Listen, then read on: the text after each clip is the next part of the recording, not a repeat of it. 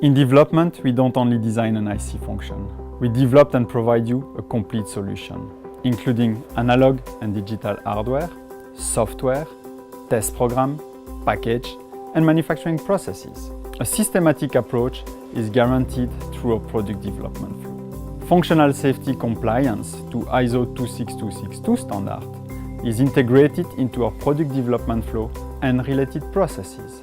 We ensure that each single technical requirement is identified using the failure mode and effect analysis tools, and either validated through simulation, for example, characterized and/or qualified. Needless to say that we do not only comply, but exceed the AEC Q100 requirement for qualification. Not to be neglected, our test programs are built based on predefined test and screening strategies. Test strategies are set based on product line.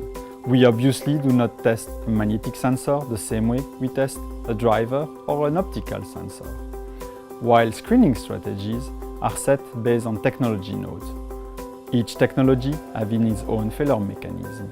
A prerequisite to those predefined strategies is obviously a solid and mature design for test approach.